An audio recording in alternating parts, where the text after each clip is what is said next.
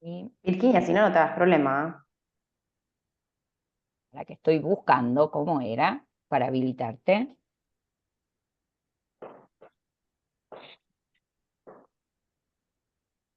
Creo que donde dice compartir pantalla era lo que dice permitir que varios participantes, algo así.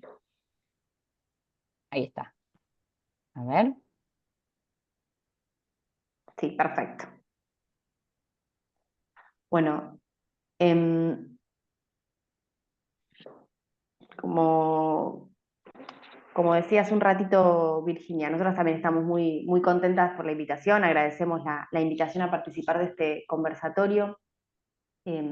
Nosotros con Celeste formamos parte de la cátedra de deontología y de un proyecto de investigación de la Facultad de Psicología de la Universidad Nacional de Mar del Plata que también trabaja sobre estas temáticas. Y les comentaba hace un ratito a las colegas que muchas veces no son los temas más convocantes, ¿no? Cuando uno empieza a hablar de cuestiones que tienen que ver con la ética y la deontología, que el último tiempo, por algún motivo, cada vez se está generando más inquietud. Y la verdad que tener estos espacios para encontrarnos con colegas de toda la provincia, para discutir algunas cuestiones, eh, tener el asesoramiento legal, que es una pata que nosotros no tenemos porque no tiene que ver con nuestra disciplina y con nuestra formación, y poder pensar, abrir espacios para pensar estas temáticas, digamos que es fundamental, es una de las mayores herramientas que tenemos, el encuentro y el poder pensar juntos, porque en algún punto o en otro la deontología de la psicología son aquellas normas que nosotros mismos, los profesionales, creamos a través de nuestros códigos para regular nuestra práctica. Entonces, tener estos espacios para repensar sobre esas cuestiones, consideramos que es una herramienta fundamental. Les comento cómo pensamos, obviamente no pensamos una exposición teórica, ni mucho menos, sino con Celeste pensamos algunos disparadores para que luego en articulación con lo que planteen los colegas podamos discutir y podamos conversar sobre algunas temáticas que aparecen como dilemáticas en el ejercicio de nuestra práctica profesional. Partiendo de alguna manera de, como decía Virginia, qué entendemos por buenas prácticas y qué entendemos por resguardo profesional. Eh, Muchas veces el concepto de buenas prácticas es usado con otra acepción distinta a la que estaba comentando Virginia.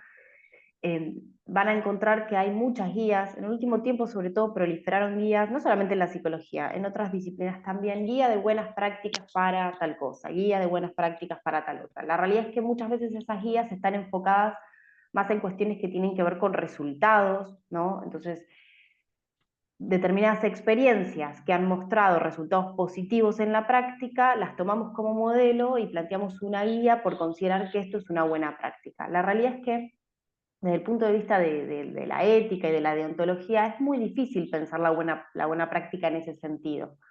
Eh, si bien constantemente la cuestión técnica y la cuestión ética están entrelazadas en nuestro accionar profesional, la realidad es que la técnica y la ética también implican interrogaciones diferentes. Entonces, cuando hablamos de buena práctica, sí podemos hablar, como decía Virginia, de seguir determinados principios, de que esos principios éticos sean la guía general de nuestro accionar, de la consideración de las normativas y del marco legal eh, que nos atraviesa, pero sobre todo podemos pensar en cómo llegamos en nuestra práctica profesional a tomar determinadas decisiones que implican el ejercicio de nuestra ética, es decir, cómo ponemos en juego eso en la práctica profesional, en ese proceso que después va a llevar a que tomemos determinadas decisiones en torno al consentimiento, en torno al secreto y a otros temas que tienen que ver con la deontología. Pero en ese proceso de cómo argumentamos, cómo pensamos nuestra práctica, qué consideramos, eh, cuánto, cuánta atención también le prestamos a los principios que guían nuestro accionar. Bueno, en ese proceso se puede construir una buena práctica. Y en cuanto al resguardo profesional, también en consonancia con lo que planteaba Virginia recién, uno puede pensar el resguardo profesional en diferentes niveles, y creo que todos son importantes. Obviamente que hay un resguardo del profesional y que también tendrá que ver con un resguardo legal, y en eso podrán asesorarnos mejor los abogados, pero también podemos pensar en el resguardo del profesional en otros sentidos, ¿no? En primer lugar, en la consideración de los otros con los cuales trabajamos en nuestra práctica, que también implica un resguardo para el profesional de forma indirecta. Cuidar a través de nuestras acciones, los derechos, el cuidado de aquellos con los cuales trabajamos, también va a implicar que el día de mañana, si nosotros tenemos que dar cuenta de por qué hicimos determinadas cosas en nuestra práctica profesional.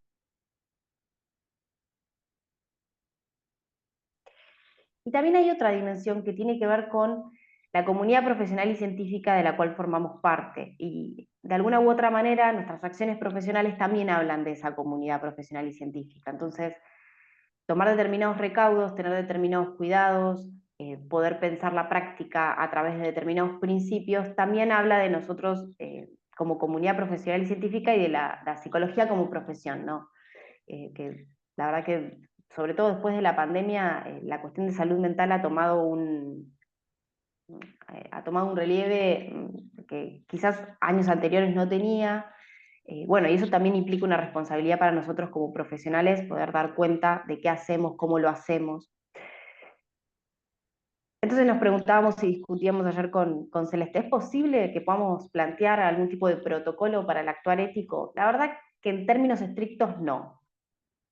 No va a haber una única receta o una única manera de actuar.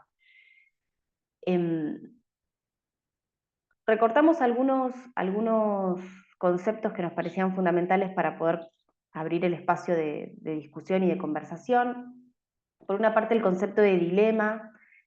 Un dilema refiere a ciertas situaciones de incertidumbre en las cuales nos encontramos a veces los profesionales, donde existen conflictos de valores o conflictos de principios en nuestro accionar, en las situaciones en las que nos encontramos involucrados, y podemos actuar de diversas maneras, aparecen varias opciones para la acción, y la realidad es que cualquiera de esas nos parece justificable en algún punto. Entonces nos encontramos en una situación donde se abren varios caminos y no sé cuál debo tomar. La realidad es que los colegas y las colegas que estarán escuchando lo entenderán, que muchas veces en la práctica profesional nos encontramos en situaciones dilemáticas. El discernimiento ético refiere, en primer lugar, a poder ubicar que me encuentro en un dilema. Hay algunas investigaciones que se han realizado sobre dilemas éticos, no solamente en nuestro país, sino en otros países, que plantean esto, a ver cuántos dilemas refieren los profesionales, o si los profesionales refieren que han estado involucrados en dilemas éticos. La realidad es que para poder dar cuenta de eso, primero el profesional debe entender que se encuentra en un dilema. Entonces, eso ya genera un primer momento donde es importante que podamos ejercitarnos, podamos formarnos, podamos tener este tipo de espacios, porque creo que este tipo de espacios también es de formación para todos, donde podamos ejercitarnos en identificar esos dilemas, en identificar esas situaciones de conflictos entre valores y principios. Y cuando hablamos de posición ética, hablamos de justamente esta posición del profesional que, confrontado con una situación singular, con una situación particular, debe tomar determinadas decisiones en el cual el marco normativo, el marco legal, siempre tiene que estar presente, por eso es muy importante conocerlo, pero que también podamos entender que esa norma está pensada para la mayor parte de los casos, para las generalidades, y después nosotros, confrontados en una situación particular, necesariamente vamos a tener que tomar determinado posicionamiento y poner en juego determinadas herramientas para analizar esa situación. Nuestra disciplina, la psicología, también ha aportado al estudio de la ética y ha aportado a poder comprender cómo los profesionales llegamos a tomar determinadas decisiones en el campo de la ética. Hay muchos trabajos en torno a esto. En ese proceso de toma de decisiones influyen diferentes factores, los valores de los profesionales, los valores de la comunidad científica y profesional de la cual formamos parte, características personales, la orientación teórica, experiencia, formación, cuánto conocen las normas o no.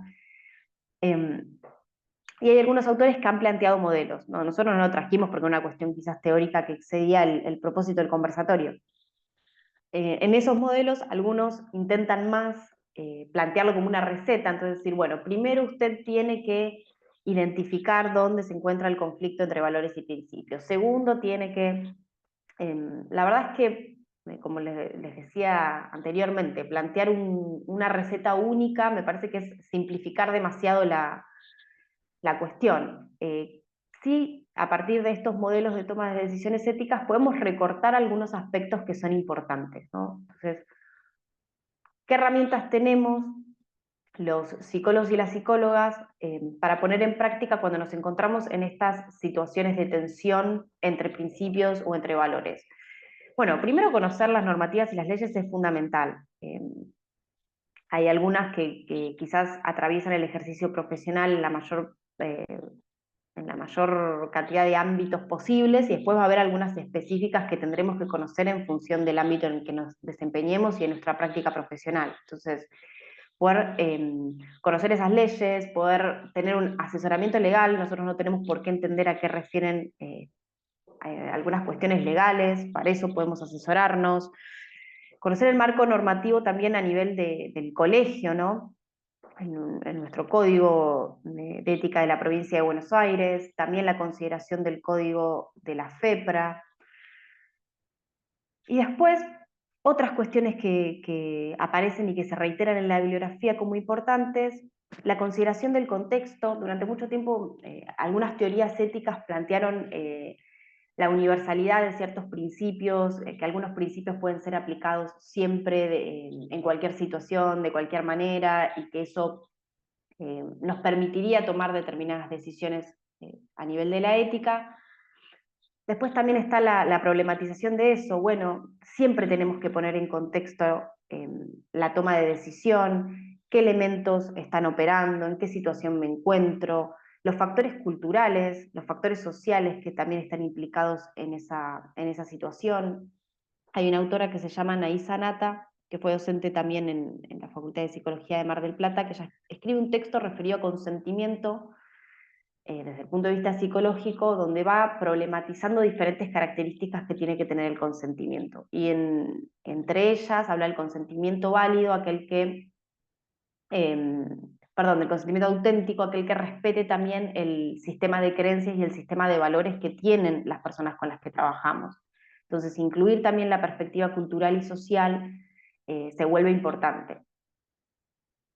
Analizar los valores y los principios involucrados, que realmente podamos identificar entre qué valores o entre qué principios se encuentra la tensión. Nos gusta hablar de tensión y no tanto de oposición entre conflictos y valores, porque justamente creemos que lo que sucede es eso, que empiezan a tensionarse en la práctica profesional, y ubicar entre qué valores o entre qué principios se encuentra esa tensión nos permite esclarecer la toma de decisiones. Y no quedarnos solos. Muchas veces el trabajo de los psicólogos y de las psicólogas es muy solitario. Poder consultar con colegas, con personas idóneas, ya sea, como decíamos anteriormente, asesoramiento legal o personas que trabajan en el tema de la temática ética y deontológica, abrir estos espacios de conversatorio, poder pensar con otros. La ética también se ejerce de esa forma. Si bien después las responsabilidades que tengamos que asumir las asumiremos individualmente, sí es un recurso poder discutir con otros las situaciones en las cuales nos encontramos involucrados y cómo las podemos pensar juntos, ¿no? En esta cuestión de la argumentación y la contraargumentación, que es fundamental para el ejercicio de la ética.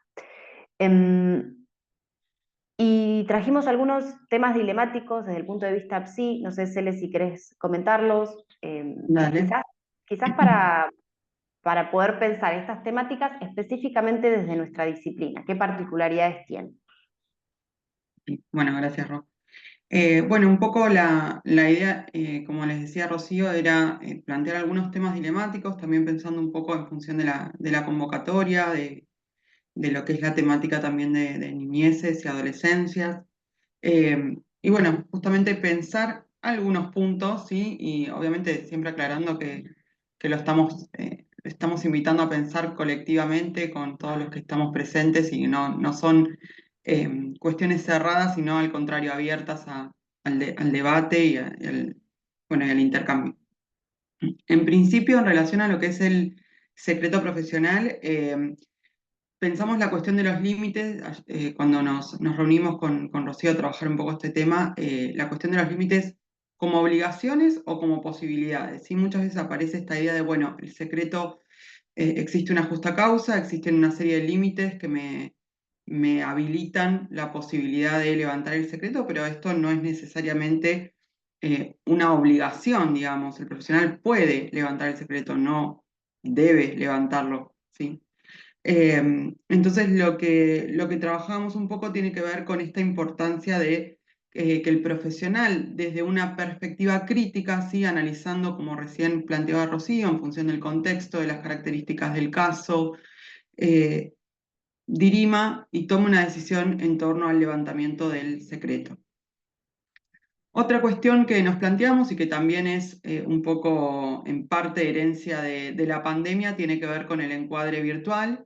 ¿Sí? El encuadre virtual nos expone a una serie de cuestiones que salen un poco, digamos, de nuestro control, como es el control del entorno donde se desarrolla la asistencia. Digamos, nosotros en el marco de nuestro consultorio sabemos dónde estamos emplazados y cómo, digamos, resguardar en ese entorno lo máximo posible la intimidad de la persona, pero cuando estamos atendiendo desde la virtualidad, de pronto no sabemos si ese mismo resguardo, esa misma privacidad la persona la está pudiendo tener en ese ámbito. Entonces nos parecía importante destacar esta cuestión del resguardo de la intimidad, sobre todo también cuando la atención se da con niños y adolescentes, ¿sí? La cuestión en relación a la información, ¿sí? ¿Cómo brindar información en relación a la cuestión del secreto? ¿Qué tipo de información le brindamos a ese otro, al consultante, con respecto a esta temática? Y el hecho de considerar esa información que vamos a brindar en función de la edad, de la capacidad de comprensión, eh, bueno, y en función de quién es nuestro consultante, ¿sí? Pensar esta dimensión de establecer o brindarle a este otro, al consultante, un conocimiento sobre el resguardo justamente de su intimidad en el marco de un proceso, una relación psicoterapéutica. Y también, por supuesto, la cuestión de la información a padres cuando corresponde, ¿sí? Cómo gestionar la información que se les brinda, qué tipo de información, cuándo, ¿sí? Qué cantidad. Y por último, la cuestión de la intimidad del niño o niña adolescente, ¿sí? Que un poco lo pensábamos con Rocío en relación a la pregunta de quién es mi consultante, ¿sí? ¿Mi consultante es la familia o mi consultante es el niño, niña o adolescente, ¿sí? Y en esta respuesta es claramente esa persona que está estableciendo conmigo la relación psicoterapéutica, que es el niño, la niña o el adolescente que están ahí presentes. Y en ese contexto, entonces, es esa persona a la cual yo le debo, tengo este deber de secreto profesional y con respecto a esto también se deberán aclarar y establecer los límites en relación a otros que puedan requerir algún tipo de información, como pueden ser padres o por ejemplo, alguna autoridades de la escuela, ¿sí? Después, con respecto al Perdón, te consentimiento. interrumpo un minutito para comentar algo que quizás no comenté antes y con lo que dijiste en torno al secreto me quedé pensando que en esta cuestión de los límites como obligaciones, como posibilidades, también muchas veces a los profesionales se nos ponen en juego también temores respecto a, bueno, no meter la pata, cómo voy a hacer las cosas, cumplir con la normativa. Y la realidad es que también lo que se observa después, muchas veces en la práctica y también a nivel de la denuncia por faltas éticas en el ámbito colegial es que a veces muy preocupados por esa cuestión o por no meter la pata, el profesional puede terminar olvidando una parte fundamental que es cómo dar cuenta de esa decisión que tomó, ¿no? Entonces una aplicación irreflexiva de la normativa, ya sea del secreto o de cualquier otra, obtura un poco esa posibilidad de poder argumentar cómo llega o cómo arriba a esa decisión de, por ejemplo, levantar el secreto. Sí, perdón. No, no, no. Viene bien la aclaración y bueno, abona todo esto un poco lo que ya venías hablando antes, que tiene que ver con el hecho de poder pensar las normas, citándolo al doctor Orlando Calo, que era el ex titular de deontología en la Cámara del Plata, poder interactuar con la norma, ¿no? La interacción del profesional con la norma, que no es una cuestión de un posicionamiento acrítico y heterónomo con respecto a esa norma, sino poder pensarla y traerla a la particularidad del campo, sí, con todo lo que eso implica, ¿no?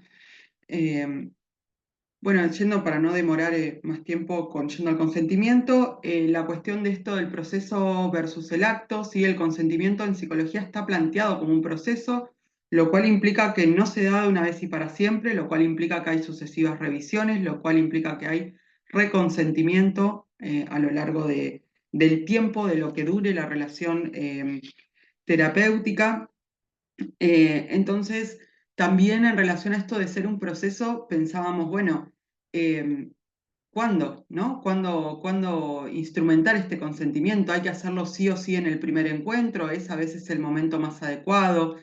Y acá aparece esta cuestión de que por ahí uno tiene que considerar el contexto al implementar la norma, ¿sí? De pronto con un consultante que está muy angustiado o en una situación emocionalmente más compleja, tal vez ese primer encuentro no sea el momento más apropiado para brindar la información porque no sabemos hasta qué punto puede considerarla, comprenderla. Entonces también hay una cuestión en juego al momento de tomar el consentimiento que es considerar la posibilidad de ese otro de comprender la información que le voy a dar y establecer el contexto adecuado para que eso se produzca, ¿sí?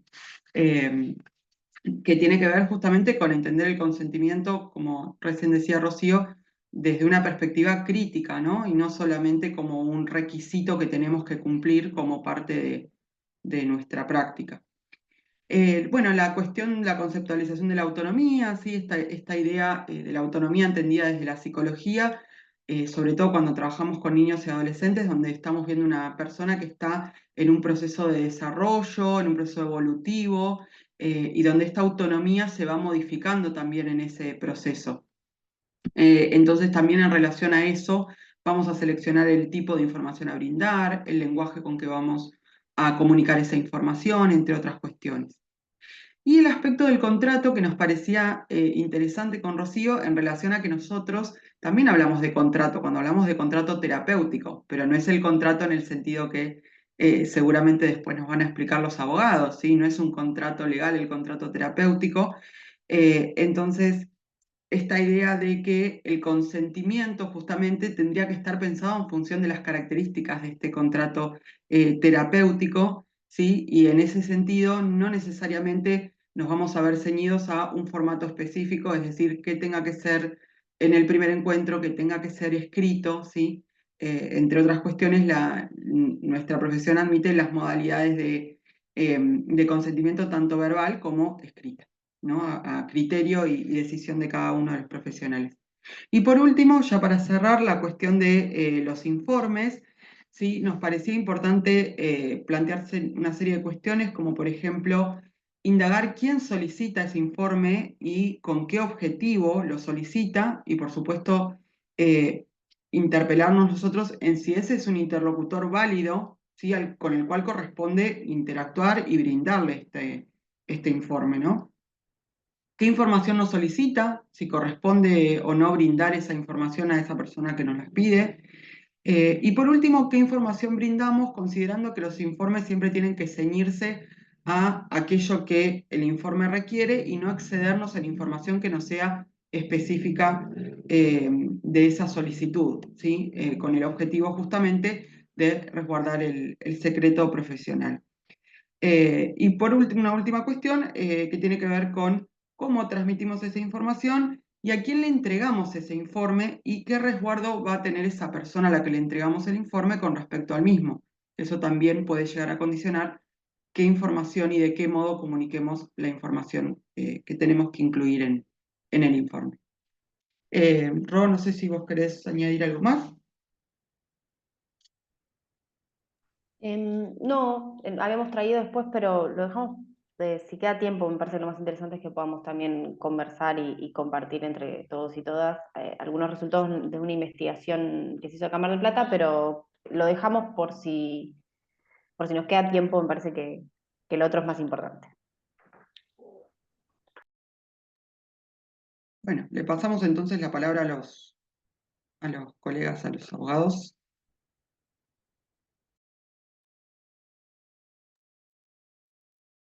Hola, buenos días a todos y todas. ¿Me escuchan bien?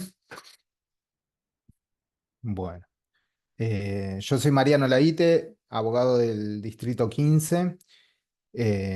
Bueno, muy buena la exposición de Rocío y Celeste.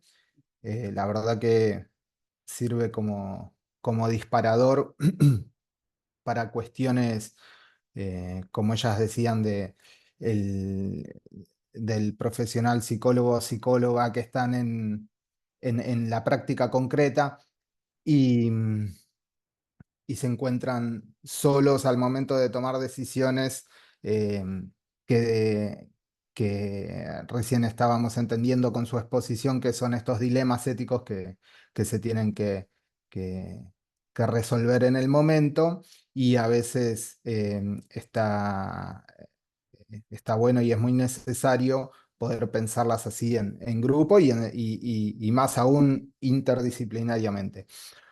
Uno de estos dilemas, y es algo que venimos trabajando mucho en el, Distrito 15, tiene que ver con, con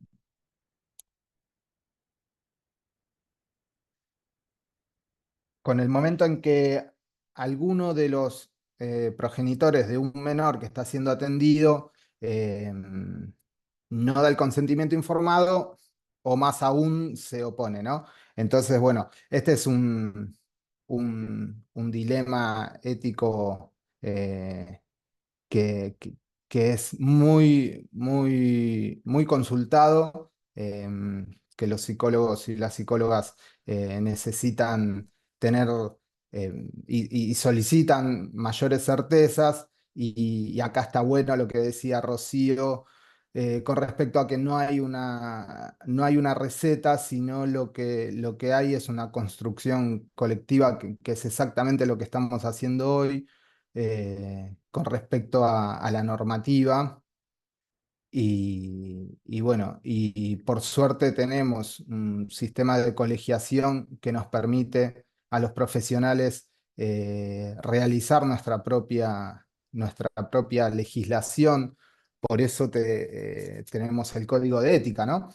En particular, y con respecto a este dilema, el Código de Ética tiene el artículo 14, que por suerte tiene una técnica legislativa, la verdad, muy buena. Es un artículo que ayorna, que vino a ayornar nuestros códigos, nuestra propia legislación a la legislación nacional que ya viene de hace muchos años, porque con la reforma constitucional del 94 en el artículo 75, inciso 22, incorporamos en Argentina tratados internacionales y le damos estatus constitucional. Esto quiere decir que en la pirámide jurídica están en lo más alto.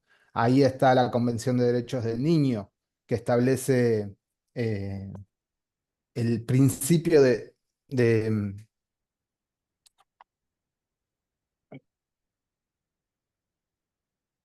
del interior, del Ahí, Mariano, interés. perdón. Sí,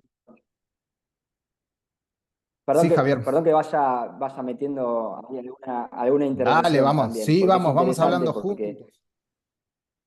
vos te vas a introducir en el nuevo código de ética y en el 14, y justamente, digo, pensaba, y es interesante, eh, eh, justamente en relación la verdad me encantó la exposición de Rocío y de Celeste, fue muy clara, digamos, ¿no? Y cómo también Sí. el discurso, ¿no? Se va amalgamando, ¿no? Y cómo el discurso sí, el discurso jurídico, digo, qué potente es, ¿no? Cuando pueden llegar a amalgamarse. Y ese Y, es el desafío. y justamente Mm. claro, tal cual, tal cual. Y por eso lo interesante también de la interdisciplina, ¿no? Y en esto de los contextos pensaba, ¿no? Y en relación a cómo se resolvían esos problemas antes de que el código de ética se ayorne. Y este camino que está haciendo Mariano, digamos, ¿no? Que hacemos nosotros los abogados y abogadas desde la profesión, en relación a qué pasa cuando, justo hubo una pregunta en el chat, digo, y también trato ahí de direccionar hacia ese lugar, ¿no? La pregunta en el chat pregunta si es necesario en caso de menores el consentimiento de ambos progenitores, ¿no?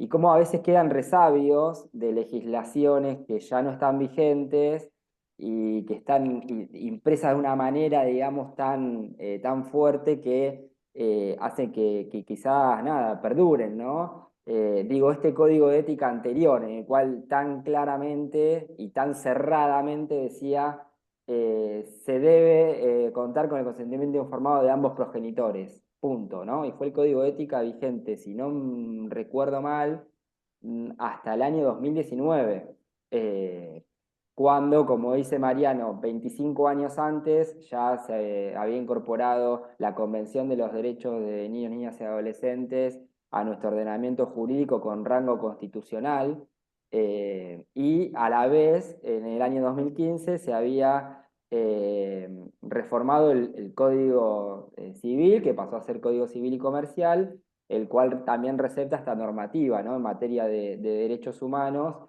y recepta estos principios de interés superior del niño, autonomía progresiva, principalmente, digo, en relación al consentimiento informado, que no es más que una manifestación de voluntad, ¿no? Por parte del paciente que va a recibir determinado tratamiento, que además tiene una normativa específica que tiene que ver con la Ley de Derechos del Paciente en sus relaciones con los establecimientos de salud, que es una ley nacional, la 25629, si no recuerdo mal, soy medio malo para los números de leyes, pero después podemos pasar el número bien acá por el chat. 26, Y esta cuestión de la 26.529. autonomía...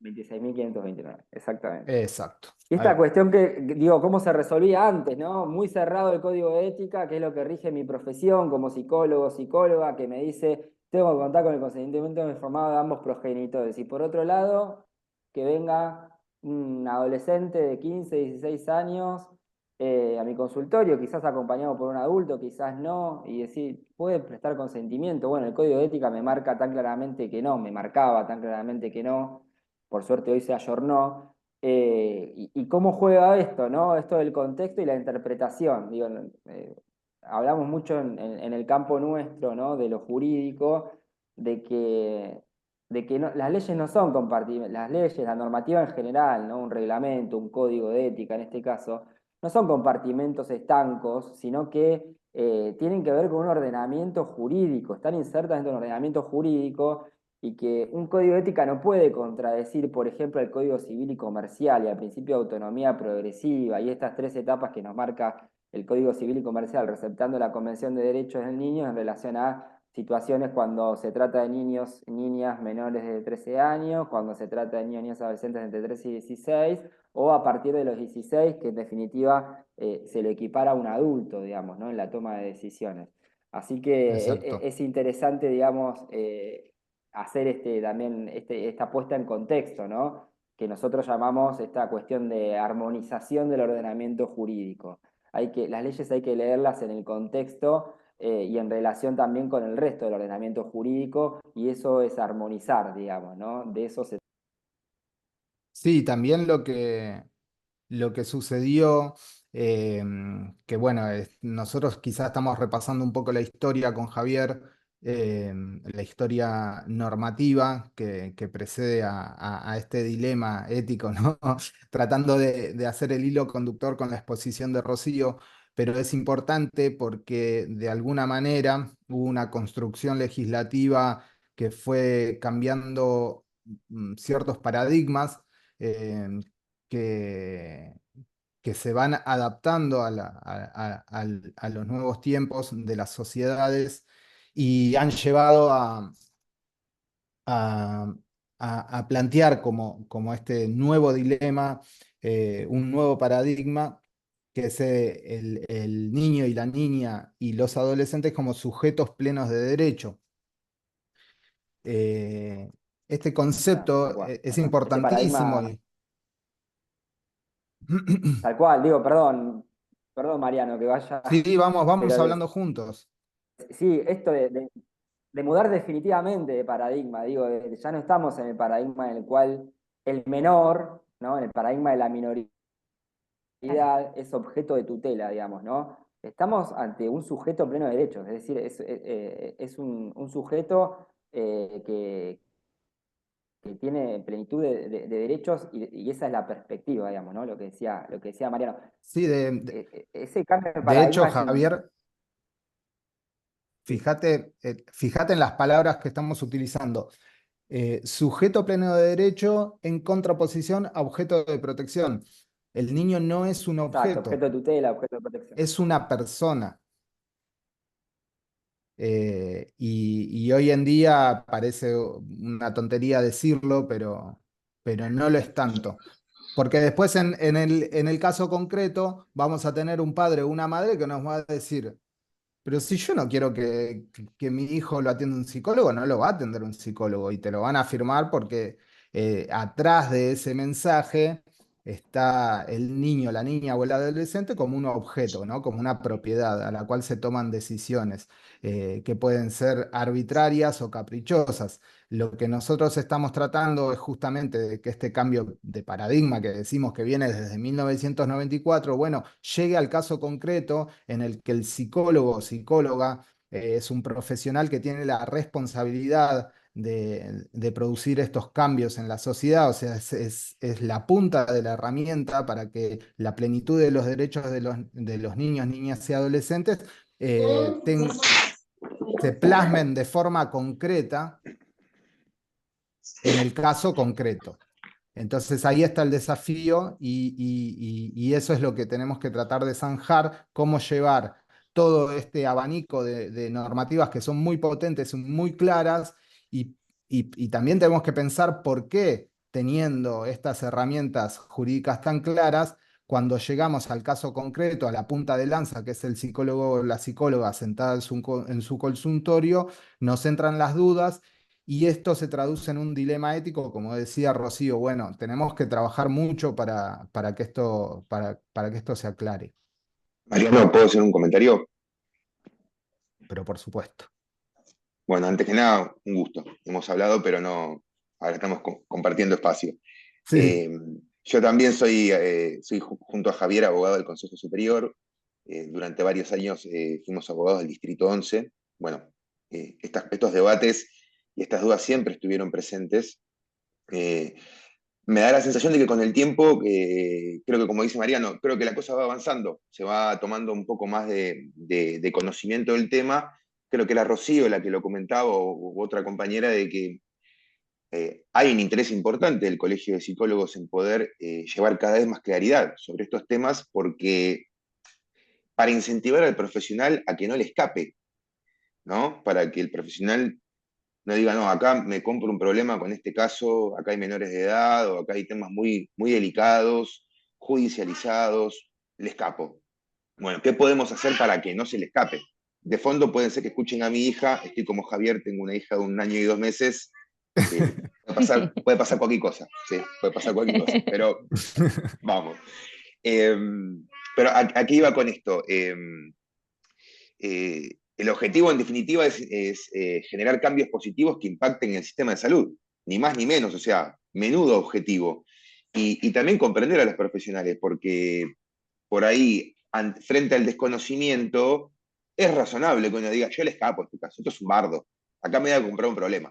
Bueno, creo que uno de los grandes objetivos de este tipo de espacios es decir, ok, modifiquemos una sensación, si se quiere, que no sea, que no nos dé miedo, que nos ocupe, que tengamos algunos criterios, porque como ya adelantó Mariano, como yo también adelantó Javier, acá no hay una respuesta concreta, no hay un 2 más 2 es 4.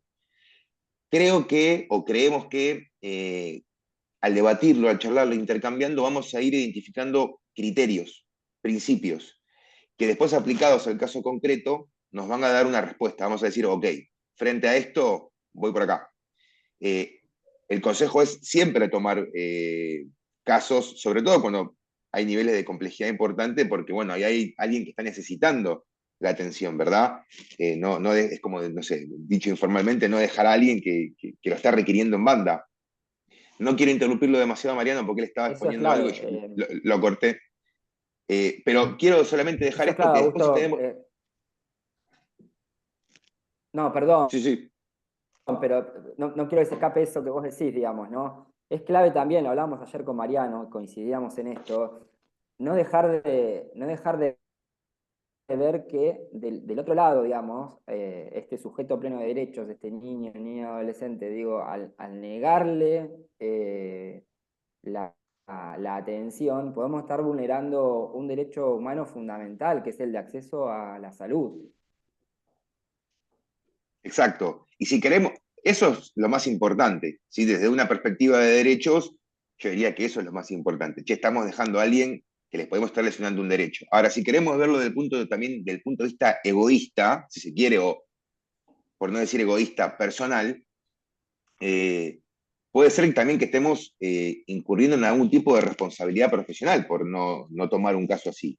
No siempre va a ser así, pero digo, lo bueno de que podamos intercambiar entre los profesionales de la psicología y los profesionales del derecho es lograr encontrar puntos en común que a la hora del caso concreto, como decía Mariana, digamos, ok, vamos por acá. Y hago este comentario. Después, si tenemos tiempo, a mí me gustaría tener 5 minutos para profundizarlo, pero tiro el título. Ante la duda hay que documentar. Recién alguna de las colegas, perdón, no me acuerdo el nombre, decía, bueno, hay una diferencia entre un contrato legal y un contrato en el ámbito de la atención en psicología. Ni hablar. Como abogado yo digo, ante la duda, documentos, porque el día de mañana, si surge algún conflicto, la fuerza probatoria de, no, lo charlamos verbalmente, no va a tener, no va a existir, va a ser como si nunca hubiese sucedido. En cambio, con un documento fechado, con ciertos requisitos, vamos a tener instrumentos que nos van a permitir explicarle a un juez, a un tribunal de disciplina, a un colegio profesional, no, bueno, mirá, yo tomé los recaudos mínimos necesarios para poder avanzar en este tratamiento y al mismo tiempo que queden claro cuáles eran las condiciones en las que íbamos a hacer, de qué forma, etcétera, etcétera. Lo digo porque acá tenemos como dos grandes vertientes a analizar. Una tiene que ver con cómo trabajar sin lesionar derechos, a la inversa, cómo trabajar garantizando y haciendo accesibles los derechos a las personas que lo necesitan, pero al mismo tiempo cómo trabajar con tranquilidad mental, cómo trabajar sin estar cortando clavos de que en cualquier momento me llega una carta de documento, en cualquier momento me llega una demanda, porque agarré un caso muy complejo, muy sensible, y por lo menos no tomé los recaudos necesarios. Ahí hay una gran información que yo creo que como abogados tenemos que transmitirle a ustedes, los profesionales de la psicología, porque uno recibe cualquier cosa del Poder Judicial y automáticamente dice, listo, voy en cana. Bueno, ¿cómo podemos lograr dar esa información para decir, no van en cana nada, o sea, no van a ir en cana por esto? Tienen que mandarse una macana muy importante. Y bueno, acá estamos para tirar algunos conceptos, algunas recomendaciones, para que no tengan que asustarse frente a una cuestión penal y que para que tampoco tengan que asustarse frente a una cuestión civil, porque por ahí no hay una cuestión penal dando vuelta, pero por ahí sí un paciente que dice esto generó un perjuicio, quiero denunciar civilmente al psicólogo que me atendió. Bueno, un poco también nuestro interés es llevar tranquilidad, llevar algunos conceptos, algunos principios para que en el momento del caso concreto, ustedes puedan decir, ok, voy a ir por acá. ¿Sí? Perdón, después cuando Sí, vean y si que hay momento, ahí, continúo. Me parece muy potente sí, lo que no, y decís. también digo que no hay respuestas inequívocas, digamos, ¿no? Exacto. Digo, ahí también leía el chat una pregunta de Agustina, si a partir de los 13 años no es necesario el consentimiento de un adulto, Noelí que pregunta a partir de qué edad no es necesario el consentimiento de los padres. Lamentablemente, a cada una de esas respuestas, si vienen a mi estudio, yo les respondo, depende, digamos. Hay que analizarlo en el Ahí caso está. concreto y se lo devuelvo con algo del campo psi, digamos, ¿no? Cada persona es un mundo aparte, digamos, ¿no? Cada subjetividad tiene sus particularidades y teniendo las herramientas y la gimnasia es que uno va pudiendo discernir, digamos, en cada caso concreto. Claro, y ahí está el tema que decíamos, de acercar la legislación, todo este abanico de normas eh, que estamos nombrando, como herramienta para que el psicólogo o la psicóloga en el caso concreto, en vez de asustarse, como decía Augusto, que esto pasa realmente, porque nosotros lo vemos en el día a día, sino que esa normativa podamos achicar la brecha para que el psicólogo la pueda utilizar en su favor para tener el conocimiento, así como el espíritu del consentimiento informado es dar la información al paciente completa. Bueno, el psicólogo, para su ejercicio profesional, el, la información completa a la hora de resolver un dilema ético, como decía Rocío, puede ser este abanico de normas. Entonces, eh, está el concepto de que un psicólogo te dice, bueno, pero yo de leyes no sé nada. Y quizá tendríamos que revisar un poco ese concepto porque primero que como ciudadano tenemos que tener la responsabilidad de conocer no todas las leyes, pero sí ciertos conceptos, y más como profesional porque tenemos una responsabilidad en la sociedad y, y esto está buenísimo y tiene que ser lo que motive. A nosotros nos pasa lo mismo como abogados. Y bueno, hacia allá vamos, ¿no? A esto que decía Augusto, de que haya más psicólogos y psicólogas que puedan sentirse con la seguridad de este abanico de normas, que sea una herramienta que les pueda dar la seguridad de tomar estos casos y decir, yo no voy a dejar en banda a este niño, niña o adolescente que ciertamente está en un estado de vulnerabilidad, más aún cuando hablamos de casos donde los padres ya tienen conflictos judiciales y quizá lo están tomando al niño o a la niña como un objeto, como una bandera, un banderín de guerra, como siempre decimos, y ahí es donde nosotros podemos producir un cambio positivo en la sociedad, más aún, y acá vuelvo, tratando, uno se va, pero trata de volver al artículo 14 y a la diferencia, como decía Javier, entre el viejo 14 y el nuevo.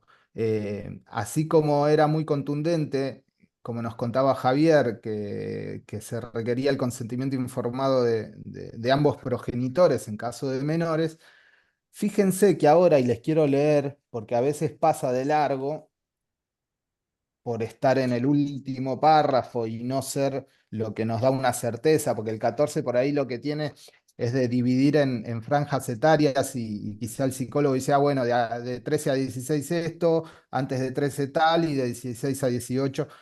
Más allá de eso, fíjense cómo se modificó este artículo que antes nos requería el consentimiento informado de ambos progenitores, no dando opción alguna al profesional en tomar decisiones que puedan impactar en un tratamiento que tenga un resultado positivo, porque acá podemos estar hablando de un caso de abuso, cómo vamos a requerir el consentimiento del posible abusador. Bueno, hay dilemas muy grandes y este artículo 14 es más inteligente en su técnica legislativa y recepta lo que yo les digo como misión que tenemos los profesionales en este último párrafo, que es lo que les quería leer, que dice lo siguiente: los psicólogos y psicólogas son responsables particularmente cuando trabajan con niñas, niños, adolescentes, ancianos y personas con discapacidad, de conocer y hacer valer los derechos y necesidades de todos ellos. También son responsables de conocer y hacer cumplir la legislación vigente, especialmente la referida a las personas en situación de vulnerabilidad. Fíjense la manda ética que nos está bajando el 14 de la provincia eh, para darnos todo el empoderamiento que el profesional necesita para decir, yo tengo que agarrar, conocer, entender todo este abanico de legislación que nos están presentando los abogados para utilizarlo en el caso concreto porque nosotros tenemos la misión y la responsabilidad ética de ayudar a través de nuestro ejercicio profesional a niños, niñas y adolescentes que están en un estado de vulnerabilidad y nos necesitan.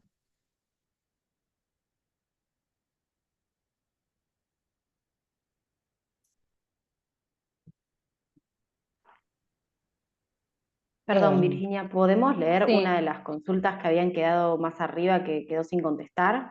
sí, sí, sí. Andrea estaba consultando, planteaba, bueno, en algunos dispositivos que sucede que el paciente llega con su dolor, su angustia y comienza a estar en presencia de un psicólogo y hablar con el mismo no debería considerarse un consentimiento verbal suficiente, luego es tiempo posterior de considerar si corresponde uno escrito. Me parece que está buenísimo el aporte de Andrea, porque justamente una de las particularidades de nuestra disciplina en torno al ejercicio de la autonomía es ese, que si una persona llega y está pidiendo ayuda, ¿en qué contexto está también ejerciendo su autonomía? Vuelvo un poco a lo que planteaba Cele. Autores psicólogos que han escrito sobre esto. El doctor Calo tiene un texto donde él trabaja algunos de estos dilemas, ¿no? De la obligación legal y deontológica del consentimiento y qué problematización podemos aportar de cómo entendemos la autonomía en la psicología. Obviamente que el hecho de que no necesariamente tenga que ser escrito tampoco quiere decir que cualquier cosa es un consentimiento. Entonces, justamente no sería válido si en una situación así de desborde uno tomaría eso, tomaría esa presencia o ese pedido de ayuda simplemente como un consentimiento. Obviamente que no es suficiente. Y para problematizar aún más y para complejizarlo aún más desde la mirada psicológica, el doctor Carlos escribe también desde el punto de vista del psicoanálisis, problematizando cómo se entiende la autonomía. Si la autonomía es un punto de partida o es un punto de llegada de un análisis. Entonces, bueno, otros factores que influyen también en la aplicación del consentimiento o en cómo pensamos esta normativa desde la psicología tiene que ver con cómo entendemos los psicólogos, psicoanalistas o no, el ejercicio de la autonomía. No es tan simple ni tan sencillo, pero me parece que era muy interesante el aporte de Andrea. Perfecto, buenísimo. Hago un comentario respecto a eso. Sí, Porque bueno, insisto un poco con esto de que por ahí la duda que a veces tenemos, si uno se pregunta y dice, bueno, esta duda la tengo porque estoy preocupado en garantizar que una persona que llega con una necesidad, con cierta urgencia, acceda al servicio de un profesional, eso es una duda, y en el mismo escenario también se genera la duda, es, bueno, ¿qué tanto se juega mi responsabilidad en un escenario así? Yo creo que la síntesis para lograr que se cumplan los dos objetivos es con el criterio profesional de ustedes, que no es el criterio profesional nuestro, ustedes saben identificar cuándo hablamos de urgencia y cuándo no hablamos de urgencia. En un escenario de urgencia es garantizar el tratamiento y ahora se abre la segunda parte. Bueno, yo lo garantizo, pero entro en un riesgo yo. Perfecto, bueno, recomendaciones. Me llega al consultorio o me llega al hospital público una situación de estas características en la que no tengo del todo claro si tengo que pedir consentimiento, si tienen que intervenir algún progenitor, está todo en el límite. Bueno, y es urgente. Intervengo y me doy vuelta y anoto en la computadora donde llevo la evolución de mis pacientes. Hoy llegó tal persona con un cuadro, sin revelar mucha más información, con estas características, consideré que por X motivo era imprescindible intervenir. Al mismo tiempo me comuniqué con su progenitor. Digo, ¿cómo lograr que mientras uno garantiza la atención, al mismo tiempo vaya dejando en el camino lo que desde nuestro punto de vista jurídico es prueba? ¿Sí? Para que el día de mañana, si hay un conflicto, uno le pueda decir, creo que Rocío fue quien dijo, usó mucho el término argumentación, que me encantó, porque lo nuestro es básicamente argumentación también, cómo decirle a un juez o a un tribunal de disciplinas, mirá, me vino una urgencia. Urgencia por esto, por esto, por esto, por esto, por esto. Clínicamente, urgencia. Al mismo tiempo, no tenía a alguien que me resolviera esta urgencia. Consideré que, dicho mal y pronto, es mejor pedir perdón que permiso. Intervine, traté de resolver y al mismo tiempo me di vuelta y documenté. Documenté acá, en esta computadora, donde yo llevo a cabo todos los registros de los pacientes a los que atiendo. Lo fui evolucionando, vino al día siguiente, fecha, al día siguiente vino y pasó esto. La respuesta de su progenitor. Digo, como es todo tan, a veces es gris, en lo jurídico siempre pasa eso. ¿No? Lo que se judicializa o lo que, mejor dicho, un paso atrás, se genera una controversia, en muy pocas ocasiones la respuesta está, bueno, si te pasa esto, la respuesta va a ser esta. Uno tiene que empezar a decir, bueno, como decía Mariano, agarro criterios, agarro principios, agarro normas de superior jerarquía, interpreto razonablemente, veo cuál es el espíritu de la norma, trato de llegar a una conclusión razonable basada en derecho. Bueno, es muy común en lo que a ustedes les pasa que nunca esté la respuesta para el caso concreto que llegan. ¿Cómo lograr entonces, y creo que un poco lo que por lo menos a mí más me desvela, es cómo lograr que ustedes digan, bueno, yo voy a intervenir, ante la duda voy a intervenir, porque tengo las herramientas, y en el peor de los casos tengo teléfono del colegio de psicólogos donde hay abogados. Entonces, ante la duda no digo que no, ante la duda intervengo, garantizo un derecho y al mismo tiempo documento. Les agrego otro, no sé, no conozco bien cómo trabaja el sistema, pero sé que ustedes tienen, por ahí los que ya tienen mucha más experiencia no, o por ahí sí también, pero supervisan.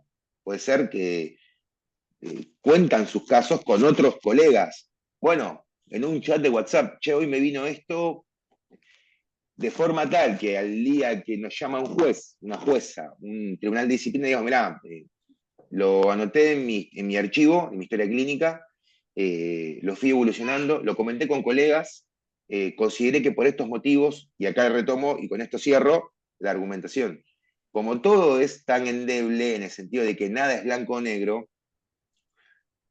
la única forma de que estemos tranquilos ante una autoridad que nos está juzgando es tener buenos argumentos y tener buena prueba, porque ahí cambia la cuestión. Ahí es, bueno, pará, está bien. El profesional que intervino de esta forma, aplicó este criterio, lo fundamentó, generó prueba.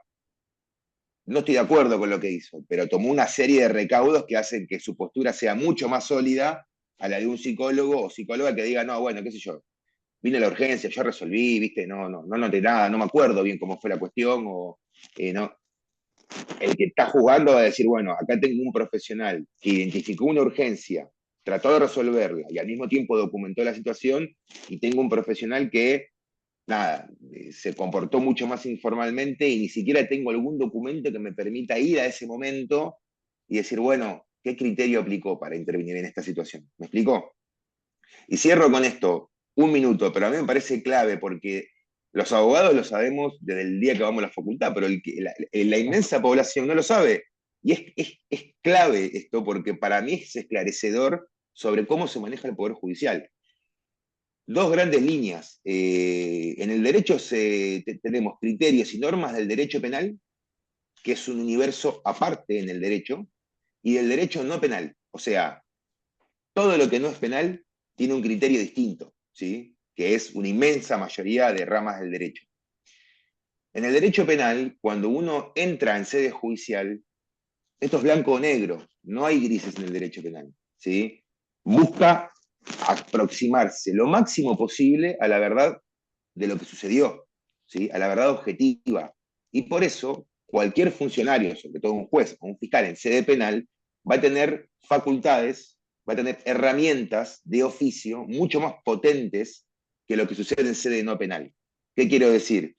Que en sede penal uno tiene, si está en un proceso penal, está mucho más sujeto al poder del Estado, porque no es tanto lo que las partes dicen o responden, sino determinada investigación sobre determinado hecho delictivo que se va a probar si se hizo o no se hizo. No hay vuelta atrás, no hay intermedio, o se hizo un poco, pero es culpable o es inocente. Punto final. ¿Sí? Ahora, yo me la juego, yo no sé si de todos los que están presentes acá, alguien alguna vez tuvo que defenderse en un proceso penal. Probablemente nadie, o por ahí una o dos personas. Pero si salimos de lo penal y vamos al ámbito no penal, civil, comercial, familia, laboral, contencioso administrativo, es distinta la cuestión, porque los jueces están obligados a resolver. ¿Qué quiero decir con esto? Que en sede penal, cuando un juez no logra formar una convicción, dice, che, buscamos pruebas, recolectamos, pero no podemos afirmar con el nivel de razonabilidad que hace falta en sede penal que esto sucedió. Entonces, como no lo podemos afirmar porque las pruebas no lo sustentan, no me queda otra que no condenar. En sede no penal, eso es totalmente distinto. Y el juez está obligado a dar una respuesta. ¿Sí? Claro. Y acá, y con esto cierro, ¿a qué voy con esto? Que en sede no Con lo que penal, tenga. con lo que tenga, y acá, esta para mí es lo revelador, en sede no Porque a penal, eso vas. no se busca la verdad, juega el que mejor defiende, el que mejor argumenta y el que mejor prueba. Y hay un sinfín de herramientas para ganar un juicio que no tienen que ver con la verdad, no tienen que ver con lo que realmente sucedió, con la justicia del caso, tienen que ver con la pericia del abogado que interviene. Con esto cierro en serio. Cuanto mejor documentados tengan ustedes sus trabajos, cuanto más claro sea cómo intervienen y de qué forma intervienen para resolver determinada urgencia, mejor parados van a estar para explicarle a un juez que tiene que resolver sí o sí. Che, mirá, frente a esto, apliqué este criterio que es clínico, que está basado en esto, consulté con colegas a ver qué opinaban, lo evolucioné en mi historia clínica y este fue el resultado. Puede haber salido bien o mal, pero tomé todos los recaudos necesarios para poder atender una urgencia y al mismo tiempo salvaguardar mi responsabilidad profesional. ¿Sí? Perdón que lo hice largo, pero cuando a uno le cae la ficha de que, en definitiva, no es que hay una cámara que vuelve al pasado y dice, a ver, el juez dice, a ver, poneme.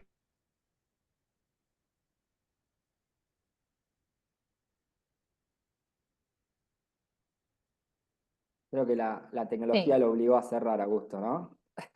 Em, Retomo acá que Sí. había una pregunta en el chat que decía, ¿la historia clínica puede ser un documento probatorio en una instancia judicial?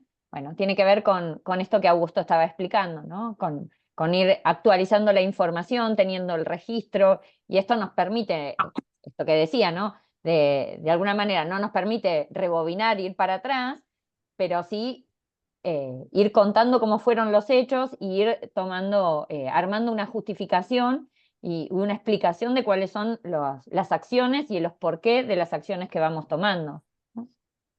Virginia, ¿puedo hacer una pequeña intervención? Y ya Sí, les devuelvo la claro, palabra a los claro, compañeros. claro.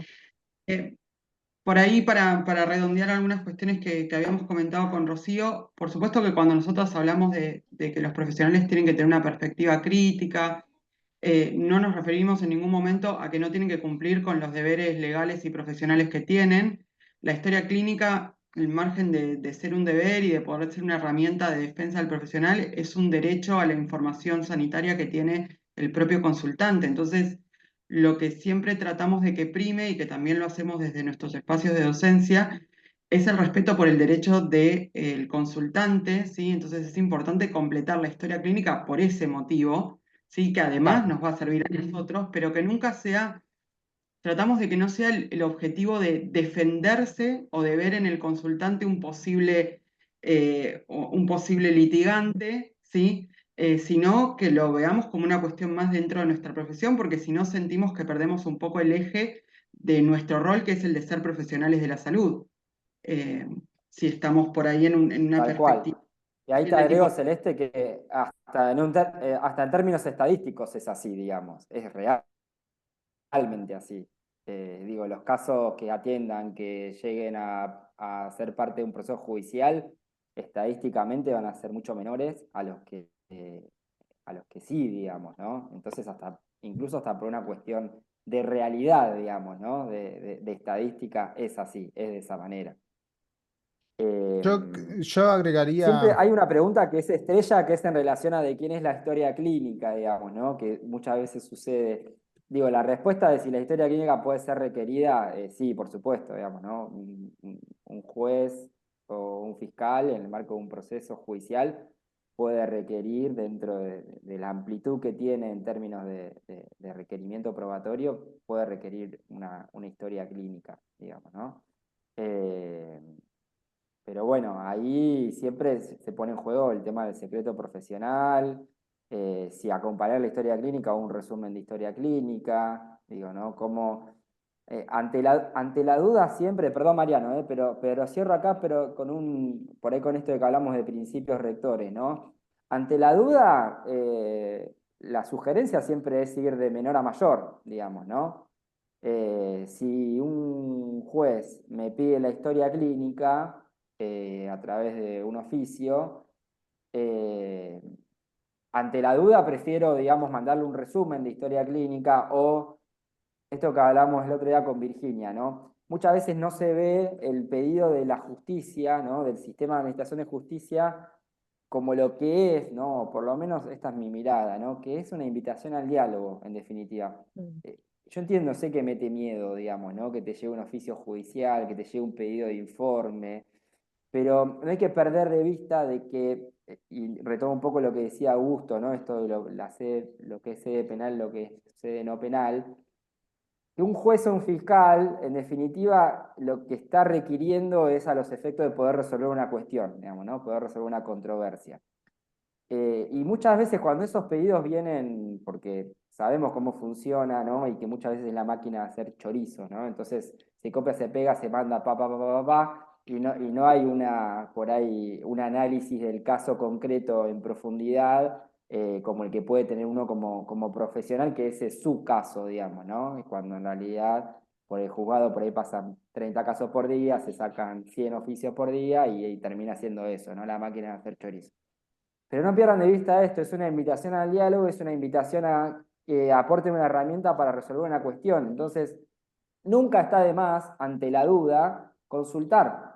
Ante la duda, llamar al juzgado, mandar un correo electrónico. Me llegó este pedido de informe, es muy amplio, yo no puedo, yo tengo secreto profesional, yo no puedo brindar esa información, salvo que se entienda que es importante para resolver el caso. ¿Es importante para resolver el caso que yo brinde toda esta información o solo necesitas esta partecita, digamos, de realidad, y ya con eso te alcanza a vos para resolver? ¿Por qué me pediste este abanico de información si en realidad el proceso es sobre, no sé, alimentos, digamos? ¿Por qué vos como juez de familia, para resolver un proceso de alimentos necesitas la historia clínica del paciente, digamos? ¿Es relevante? ¿Es conducente esa prueba? Sí, no. No dejen de perder de vista eso. Es una invitación al diálogo y a aportar prueba para resolver determinada controversia, digamos, ¿no? Determinada cuestión. Esto que dice Javi de llamado es muy importante. Por ahí, mucho más recomendable que hacerlo por escrito, porque por escrito el juzgado puede sentir como no te estoy preguntando, te estoy ordenando. En cambio, si uno hace un llamado en buena onda, che, te quiero responder, pero no sé bien los límites de la respuesta que te tengo que dar, puede ser puede ser mejor información. Es verdad que no queda documentado en ningún lugar eso, ¿sí? Pero entender el criterio del juzgado hacia dónde apunta con esa pregunta puede permitir que la respuesta sea mucho más chiquitita y de todas formas le sirva, ¿sí? Al mismo tiempo que imagino que ustedes ya lo hacen, pero sobre todo los que están en la salud pública, cómo lograr evolucionar en la historia clínica sin dar tanta información.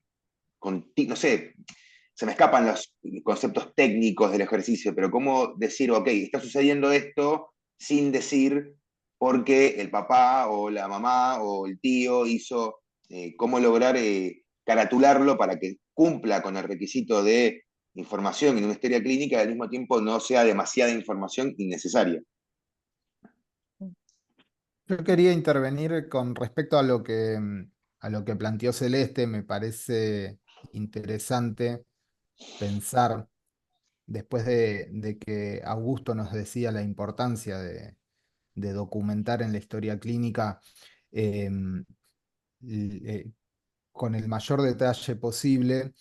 Y Celeste nos decía, bueno, no perdamos de vista que la historia clínica es un derecho del paciente, así lo establece la ley del paciente también. Pero bueno, estos dos conceptos que están buenos, yo creo que los podemos conciliar por lo siguiente.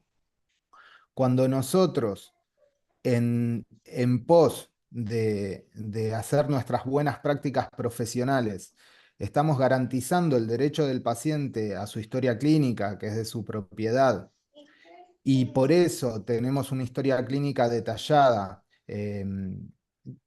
que está hecha en tiempo y en forma. Es así cuando el día de mañana un juez o un fiscal revise nuestro actuar profesional, va a darse cuenta que ese profesional actuó bien, actuó de forma justificada, y es ahí cuando los dos conceptos se unen. Uno no obsta el otro. Esto quiere decir, los profesionales tenemos responsabilidades de medios, no de resultado. Esto es importante. Nosotros tenemos que hacer todo lo posible dentro de nuestra expertise y con las herramientas que tenemos y con los condicionantes que cada caso nos va a traer, y llevando a cabo y garantizando estos derechos que Celeste decía, el de la historia clínica como documento del paciente, es cuando estamos logrando lo que Augusto nos dice. El día que tengamos que mostrar que actuamos, y ese actuar de medios fue una práctica profesional correcta y ética, es cuando vamos a poder demostrar ante un juez, y un juez va a poder ver en la historia clínica reflejada cuáles fueron las razones de la toma de cada decisión. Así que me parece que ahí es cuando esos conceptos se juntan. Sí, Gracias, Mariano. una cuestión breve para agregar. Me parece que también hay algo que tiene que ver con cómo está pensada la historia clínica. La historia clínica es una figura o un documento que estaba más pensado desde la medicina. De hecho, no sé cómo fue el proceso hasta que se sancionó la ley 26.129, la de derecho del paciente, pero a nosotros nos pasaba cuando la empezamos a trabajar que la leíamos y había muchas cuestiones que nos remitían más a la práctica del médico que quizás a la del psicólogo. Entonces todas estas cuestiones que van apareciendo en el chat de preguntarse, bueno, ¿y qué incluyo y qué no incluyo?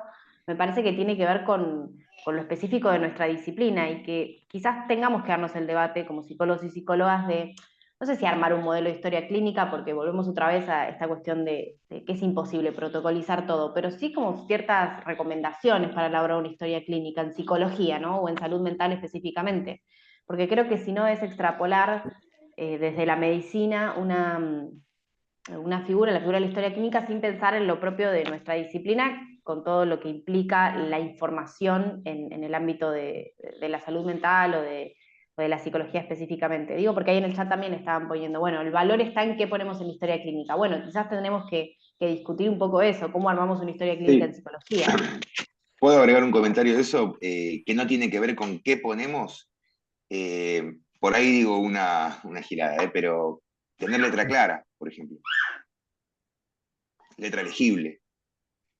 Yo no sé si ustedes han visto regularmente historias clínicas, pero bueno, los médicos han ganado una fama muy bien ganada de que no se entiende lo que escriben. Está bien, estás en una guardia, estás en una urgencia, no tenés tiempo para hacer la mejor letra del mundo.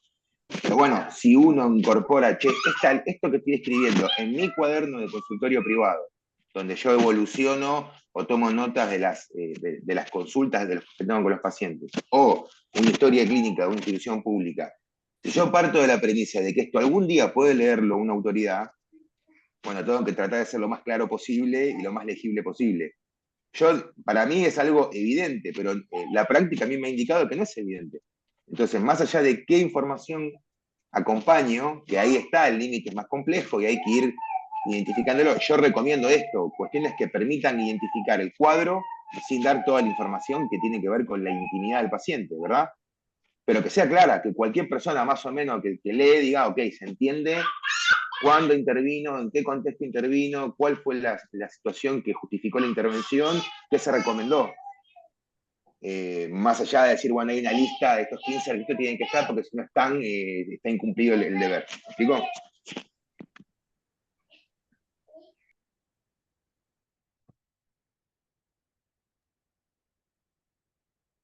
Leo una pregunta del chat. Dice, además de casos de ASI, ¿en qué otras circunstancias recomiendan realizar denuncias en el servicio local? Y si debemos comunicar a la familia que realizamos esta denuncia.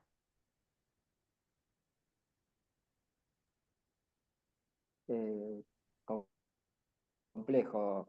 Complejo Sí. porque es cierto que el caso de abuso sexual sobre niños, niñas y adolescentes quizás sea el que más claro se representa. Lo cierto es que el servicio local es un dispositivo que interviene ante cualquier tipo de vulneración de niños, niñas y adolescentes, es decir, ante cualquier tipo de vulneración de derechos de niños, niñas y adolescentes. El tema ahí es que muchas veces se presenta en relación a los tiempos, ¿no? Es decir, cuando uno realiza una denuncia, no debemos dejar pasar por alto que, primero, que hay una persona a la cual vamos a involucrar en un proceso judicial, ¿no? Ni más ni menos, que en este caso es nuestro paciente. Digo, yo siempre soy de la idea de tomarlo con mucho recaudo y de trabajarlo en todo caso en red, de manera territorial. El servicio local es territorial, digamos, ¿no? Es un dispositivo que está pensado de esa manera, para cercanías con las familias, ubicados en los distintos barrios. Pero es complejo porque, digo, me imagino que estamos hablando del caso en el cual es muy evidente que hay una vulneración de un derecho de nuestro paciente, que es niño y adolescente, y a la vez no tenemos un interlocutor válido, un adulto responsable, interlocutor válido con quien, digamos, conversarlo, o posiblemente pueda llegar a ser ese adulto quien sea el responsable de esa vulneración de derechos, ¿no? Entonces, bueno, se juegan muchas cosas delicadas, es complejo, pero si el servicio local, digo, es para verlo en el caso concreto, pero el servicio local no interviene solamente, este sí aporte que quería dejarles, no interviene solamente en casos de abuso sexual, sino en cualquier tipo de situación de vulneración de derechos de un niño, niña o adolescente. Les quería agregar que fíjense, uniendo la pregunta con lo que hablábamos antes de el artículo 14, con respecto al consentimiento informado en niños, niñas y adolescentes, que dice el 14, solo actuará sin él, o sea, sin el consentimiento informado, cuando razones de urgencia así lo exijan, debiendo actuar conjuntamente con las instituciones correspondientes, acorde a la legislación vigente, eh, con respecto a la temática de niños, niñas y adolescentes. ¿Esto qué quiere decir? Que, ¿se acuerdan que hace un rato hablábamos esto de las urgencias? Bueno, cuando no doy el consentimiento informado porque no es oportuno darlo, porque estoy ante una urgencia, fíjense que el propio 14 nos está diciendo que en esos casos, y acá viene a la pregunta de Leandro, en esos casos de urgencia donde no pudimos dar el consentimiento informado, el 14 nos sugiere que eh, trabajemos conjuntamente con las instituciones, que en el caso de la provincia de Buenos Aires es el servicio local.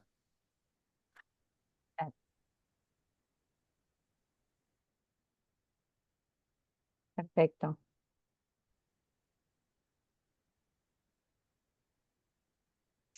Acá también agrego un comentario, Javi por ahí que está mucho más vinculado al sistema penal, me puede corregir. Pero digo, respecto a la cuestión de abuso sexual y denuncia del profesional interviniente que toma contacto con esa información, complejísimo, criterios mínimos, tener en cuenta la edad de la persona. Si es un menor de edad, hay una obligación del profesional de erradicar la denuncia, ¿sí? Ahora, esto que contaba también Mariano, que es lo que lo complejiza un poco y le da cuerpo al mismo tiempo. Bueno, no es lo mismo alguien de 4 años, 5 años de edad, en el que, en el ámbito de una atención, ustedes como profesionales dicen, che, acá estoy identificando un escenario concreto de abuso, ahí hay una responsabilidad de llevar a cabo la denuncia, ¿sí? Porque es alguien, ustedes tendrán las herramientas para fundamentarlo, pero es alguien realmente menor de edad, que no tiene herramientas para razonar lo que está sucediendo como las que tiene alguien que tiene 15 años de edad, 14 años de edad, ¿sí? Entonces, el interés superior del niño y la progresividad en ese principio es, bueno, tengo que tener en cuenta qué tanto razona, qué tantas herramientas tiene para razonar lo que está sucediendo, y cuanto más herramientas hay, más escuchar esa voluntad, cuanto menos herramientas hay, más se dispara el deber de, por lo menos lo que dijo Javier, che, interconsulta, tengo que lograr tener otros criterios, porque acá hay una responsabilidad de profesional de denunciar, pero acá hay una diferencia muy importante cuando es mayor de edad. Cuando es mayor de edad la situación cambia y es algo que tiene que hacer, esa denuncia tiene que hacer a la víctima, ¿sí? Entonces, también ser consciente de eso para no, en pos de, en un ejercicio de buena fe y de querer proteger a la persona, no se termine perjudicándola. Porque eso sí es una denuncia, Javi lo va a poder explicar mejor, que depende de la persona mayor de edad, no depende, no se puede activar a partir de la denuncia de un tercero. Sí, la acción, digamos, la acción penal es en casos de delitos contra la integridad sexual, ¿no? Que son complejos también dentro del abanico de delitos que contempla nuestra legislación en términos de cómo se acciona, ¿no? Cómo se impulsa esa acción penal. Nuestro Código Penal establece tres rangos, ¿no? Es decir, tenemos delitos de acción pública, que son la mayoría de los delitos, que son aquellos en los cuales hay un fiscal, una fiscalía encargado de oficio intervenir ante una denuncia o ante la toma de conocimiento de un hecho delictivo. Y después tenemos delitos que son dependientes de acción privada y delitos de acción privada. Eh, los delitos contra la integridad sexual son dependientes de acción privada. Esto quiere decir que sí o sí tiene que haber una denuncia por parte de la víctima para que se inicie ese proceso.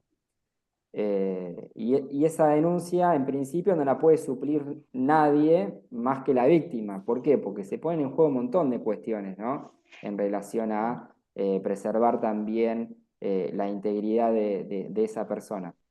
Y ustedes saben mejor que nosotros que muchas veces incluso puede suceder que la víctima ni siquiera haya atravesado un proceso de reconocimiento como víctima, que no se reconozca como víctima. Digo, hay todo un trabajo por hacer ahí en el campo, sí, de acompañamiento. Y si se trata de niños, digamos, de niños muy pequeños, no dejar de trabajar con el adulto en ese caso, digamos, ¿no? Si es que tenemos un adulto, porque en definitiva la responsabilidad primera de realizar la denuncia, salvo obviamente que se trate del victimario, es del adulto, digamos, ¿no? El adulto es el que actúa en el marco del proceso penal por este niño que no está en condiciones porque no tiene la madurez suficiente como para hacerlo. Perfecto. Está para jornada completa esto, Virginia, la verdad, porque digo, y se disparan preguntas también en relación a historia clínica. Digo, me imagino que será el primero de muchos, porque la verdad es que veo que la recepción ha sido muy buena, así que nada, digo, compartir esto de la alegría del encuentro y de la circulación de la palabra que tan interesante es. Sí, estaba tratando de mirar las preguntas y bueno, algunos fueron contestando directamente en el chat para poder ir poniendo la información allí, entonces para poder revisarlo. Sí, Leandro estaba pidiendo la palabra. Buen día, ¿qué tal? ¿Cómo va? Sí, en referencia a esto que se está hablando del ASI, he tenido un caso en el cual la menor fue traída por su progenitora, ¿no? Donde había un caso de abuso sexual por parte de su padre biológico, pero la familia no hace la denuncia. Entonces, pasaban los meses y yo veía que no había intención de hacer la denuncia. Obviamente estaba trabajando con mi paciente en la toma de conciencia y con la familia de la necesidad de erradicar la denuncia. No la hacen y la menor está pidiendo a gritos esa ayuda. Finalmente va a la escuela, se lo comenta al equipo de orientación escolar y el colegio hace la denuncia en el servicio local. El servicio local me llama a mí y me dicen, bueno, pero vos estabas en conocimiento de esto. Entonces yo quedo un poco en el medio. Digo, en ese caso debería haber hecho yo también la denuncia si veo que los padres no están accionando y el menor está pidiendo todo el tiempo ayuda.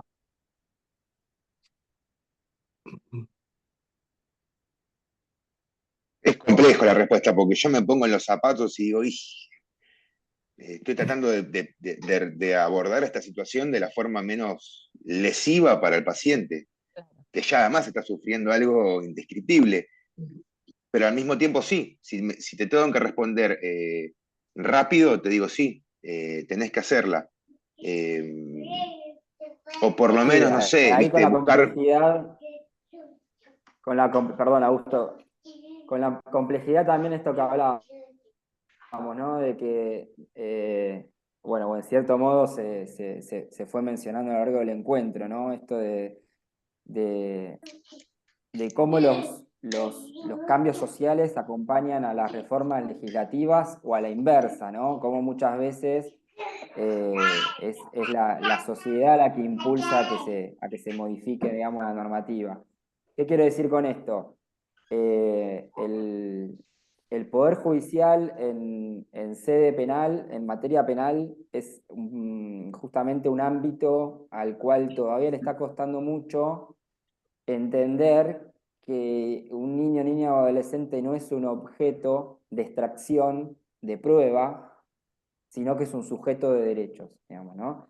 Y nosotros no podemos dejar de entender eso, porque, digo, tenemos que saber que si, digamos, propiciamos esa denuncia, en dónde estamos metiendo a este niño, niña o adolescente, ¿no?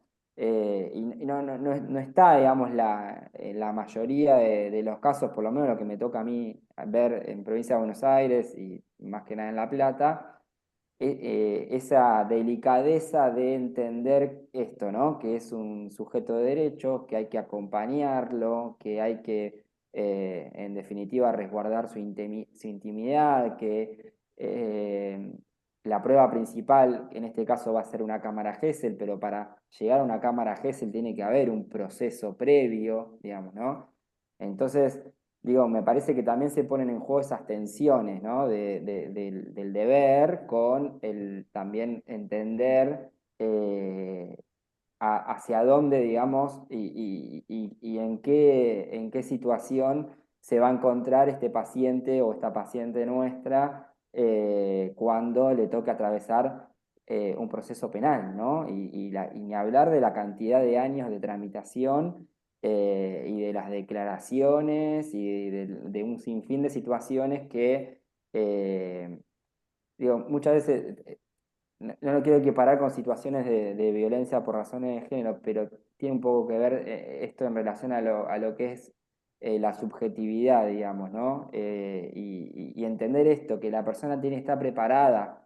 Y tiene que estar preparada porque la denuncia no es el punto de llegada, la denuncia es el punto de partida. A partir de ahí se activa toda una maquinaria estatal, digamos, en la cual se va a haber visto esta persona durante años inmiscuida, ¿no? Y no deja de ser nada, complejo. Que para llegar a ese punto es todo un proceso que entiendo, Leandro, y vas acompañando para llegar a ese punto, ¿no? Y que es necesario ese acompañamiento y ese andamiaje del niño, niña y de la familia para poder enfrentar la situación que va a despegarse a partir de la denuncia. Eh, Se me ocurre en Perdón, este caso la me parece importancia también...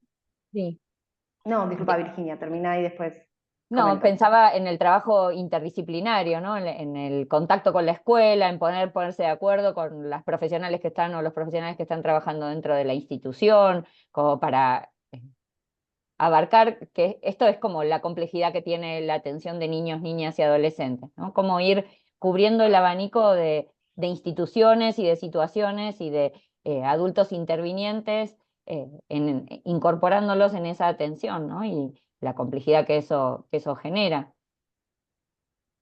Sí, Sí, Rocío. pensaba que quizás en lo que planteaba Leandro está esa tensión entre una dimensión clínica con otra dimensión diferente que tiene que ver con lo legal, pero me parece que más allá de eso, creo que cuando existe un riesgo claro y cuando la situación es actual y cuando el abusador está conviviendo con la niña o el niño, me parece que toma un matiz diferente. Creo que sería distinta la situación si alguien cuenta una situación de violencia o de abuso, pero que sucedió hace un tiempo que que el abusador ya no convive, entonces ahí tiene un tiempo uno para trabajar la dimensión clínica desde otro lugar, pero creo que en esa tensión entre lo clínico y el cuidado de la integridad de este niño o esta niña, me parece que debe primar en ese caso eso por una situación de urgencia, pero no quiere decir que la dimensión clínica no la tengamos que contemplar.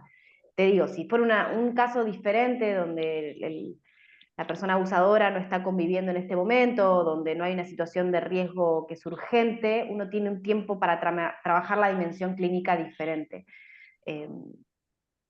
Y Es creo que clave también es eso que importante decís, Rocío, clave. lo que planteaba Virginia de la red, ¿no? Uno no está solo, porque si no me parece que nos pasa eso a los psicólogos, sobre todo a quienes ejercemos en el consultorio. Están cuatro paredes, la otra persona y nosotros salir y que no sea un trabajo tan solitario.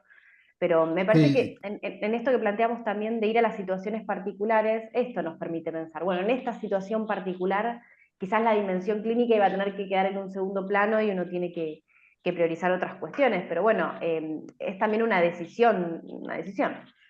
sí, yo lo que quería agregar, me parece que por ahí, por la consulta de Leandro, es importante que quede claro que si hay un menor y hay posibilidad de abuso, la denuncia se tiene que hacer y en tiempo oportuno, sea de una forma o de otra. Acá me parece que no podemos tener medias tintas ni perder tiempo. Y también lo que quería agregar es que es en el caso concreto que Leandro plantea, justamente el servicio local lo que está diciendo es, bueno, pero entonces, por qué oportunamente no nos llamaste a nosotros? Porque esa herramienta nosotros la tenemos que tener ahí a mano, que quizá no es la denuncia penal concreta ante una fiscalía o una comisaría, pero sí es el servicio local el que tiene la disposición y la red. eh, para reconocer el caso y hacer la denuncia. Entonces, a través del servicio local, uno como psicólogo o psicóloga cumple con este pase de manos en donde va a terminar la denuncia radicada a través del servicio local y uno va a haber cumplido eh, en tiempo oportuno. Hay personas con la mano levantada, por ahí estaría bueno darles la palabra. Gabriela. Es Hola, ¿qué clave tal? igual, retomo ahí, perdón, y coincido, digo, lo que dice, quizás uno se mete en una dimensión, digamos, y digo, es clave evaluar el riesgo, por supuesto, lo que dice Rocío, lo que dice Mariano, ante una situación de riesgo actual, inminente, digo, no genera mayores dudas, ¿no? Hay el resguardo ahí de la integridad de ese niño, adolescente, es lo que... Por eso se le cortó el audio a Javi, pero yo me quedaría con esta regla: menor de edad, hay que hacer la denuncia. Lo que no quiere decir activar las redes que rodean a esa persona, más allá, obviamente, sobre todo si identificamos que ese abuso proviene de alguien con quien comparte hogar. No sé, hablaban de la escuela, cómo lograr generar esa red para decir, che, estamos todos viendo esto, bueno, también al mismo tiempo es complejo por el tema del secreto profesional, o sea, cómo lograr entrar en contacto con diferentes actores y que todos accionen hacia un lugar sin violar la intimidad de la persona, ¿no? Pero quedarse con esa regla. Ante la duda, a un menor de edad hay que hacer la denuncia al servicio local y cuanto más menor es, más hay que hacerla. Porque si a los 15 años estamos en un ámbito de terapia y dice, sí, pasó, pero todavía no quiero hacer la denuncia, bueno, hay que escuchar esa decisión, ese deseo. Ahora, si son 5 o 6 años, yo la verdad que no tengo la experiencia como psicólogo. Si a mí me preguntan, yo hago la denuncia. Porque es menor Quisiera, de edad y es una obligación. Virginia, quisiera, sí, ¿qué tal? Buen día. No, quisiera comentar algo acá. Bueno, gracias por el colega que trae esta situación puntual, que es algo para ver cómo lo resolvemos, ¿no? Cuando pasa, cuando uno no está dentro de lo público, trabajando, o de instituciones, que está en la soledad del consultorio, como decían. Y teniendo en cuenta justamente el marco normativo y la ley de protección, donde a partir de este marco normativo se delega al Poder Ejecutivo a través de los servicios locales el sistema de protección, tal vez algo a tener en cuenta para no quedarnos en la soledad de, bueno, de escuchar justamente un abuso, es que dentro de toda la provincia de Buenos Aires está instalado el servicio de protección y en cada una de las localidades de la provincia de Buenos Aires están los servicios locales. Entonces, no quedarnos, no, tal vez no inmediatamente ponernos en contacto con el servicio local de acuerdo a la localidad donde me encuentre. Entonces, me parece que aquellos que trabajamos o se trabajan, cuando se trabaja en infancias y en adolescencias, poder tener presente que el sistema de protección en la Argentina y en la provincia de Buenos Aires está vinculado a los servicios locales que dependen del poder ejecutivo de cada uno de los lugares. Y otra de las cosas que escuchaba y me parece que también es para pensar es el concepto que nos trae la ley de salud mental y que para que nos evita caer en psicologismos y más en situaciones tan complejas, ¿no? Porque si no le estamos como depositando todo lo que le pasa a un niño, a una niña, a un adolescente, a su estado anímico, y tenemos que ver cómo recomponer justamente la red y aquellos que están obligados a restituir aquellos derechos vulnerados. Hoy estaba la pregunta de, bueno, ¿cuándo nos dirigimos al servicio local? Bueno, siempre que tengamos dudas en que haya alguna vulneración de derechos y que el responsable de restituir esa supuesta vulneración no está cumpliendo, es mejor acercarse. Por eso es que la idea es poder insistir también en el tratamiento social de las infancias y más a mayor complejidad, mayor, digamos, responsabilidad también nuestra de convocar a quienes haya que convocar de acuerdo a la vulneración de derechos, ¿no? No psicologizar, introducir, me parece que eso es lo que nos traen todos los tratados de derechos humanos, el concepto de la ley de salud mental, es introducir la intersectorialidad y eh, la corresponsabilidad social. Eh, y bueno, y esto que trae el colega me parece que es eso. Bueno, consulto con el servicio local, que en nuestro país es el sistema de protección de infancias. Y ahí, como generalmente está conformado por un abogado, un trabajador social y un psicólogo, vamos a recibir la orientación, porque a veces no nos pasa todos los días, ¿no? Y generalmente son situaciones que nos movilizan, que nos preocupan, que nos dan temor. Entonces, bueno, vayamos al servicio local de la localidad donde vivo, eh, y ahí voy a recibir el asesoramiento inmediato que necesito en el caso de que por ahí esté como no ubicando cuál es el lugar de referencia que hay varios, dependiendo para hacer este tipo de denuncias, ¿no? Y Sí, después y que es no más, pudo, Vivi, ahí lo que vos decís en relación a, digo, cuando uno acude al servicio local, también es el servicio local el que puede hacer la denuncia, digamos, ¿no? Pero yo a lo que apuntás es no perder de vista la reparación, digamos, ¿no? Entiendo que hay distintas formas de llegar a reparar una situación traumática, pero digo, me parece que y nos pasa mucho en el discurso nuestro, ¿no? Legal, que creemos que solo activando una denuncia vamos a lograr que esa víctima sea reparada, digamos, ¿no? Y me parece que no nos podemos quedar con eso, digamos.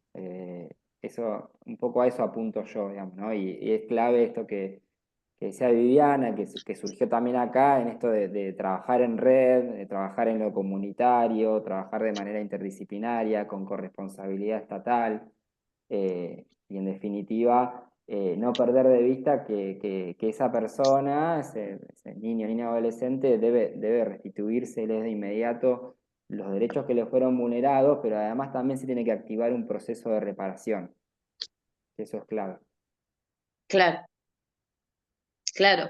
Y tal vez también esto en cómo argumentamos para la restitución de un derecho, también, ¿no? ¿Cómo concluimos o qué orientaciones podemos hacer a partir de nuestras argumentaciones en cómo, bueno, por ejemplo, alojar a un niño, una niña o un adolescente en un lugar donde se le pueda restituir esos derechos, ¿no? Porque a veces hay como muchas dificultades en la reparación, ¿no?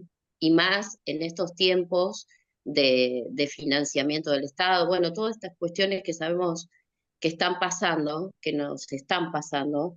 Entonces, bueno, cómo convocar, cómo reparar y, y poder hablar de eso también en nuestras argumentaciones, porque es introducir la dimensión social que tiene repercusiones en la vida anímica de todos y todas, ¿no? Las niñas y los niños, que no es solamente, bueno, un niño tiene problemas de conducta porque o no sé qué, o no se adapta, o no.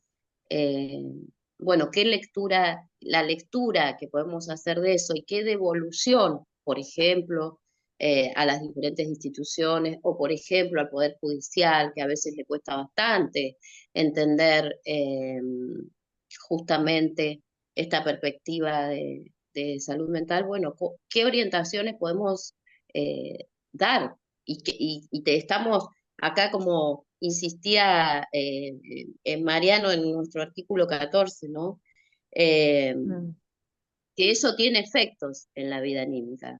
Porque si no, lo que pasa es que a los niños y a las niñas las mandan a terapia, o a las madres para la revinculación, o a los padres, como si eso fuera una cuestión, el único componente es el psicológico, ¿no?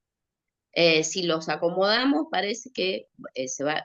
Y bueno, no, tenemos que empezar no es que tenemos que empezar, sino insistir con las dimensiones sociales y las repercusiones que tiene la vida anímica de las infancias y de las adolescencias. Eh, y eso me parece que es como la gran responsabilidad que tenemos, ¿no? Pensaba en eso. Sí, muy bien. Perdón, no sé si puedo aportar algo, Sí, porque sí, sí, viene en claro. el chat que una colega había puesto que los servicios locales solamente reciben la consulta si antes se hace una denuncia penal. Y yo le quería transmitir que en realidad eso no es así, el servicio no te puede pedir que vos hagas la denuncia penal, porque según la reglamentación, ir al servicio local ya es denunciar una situación.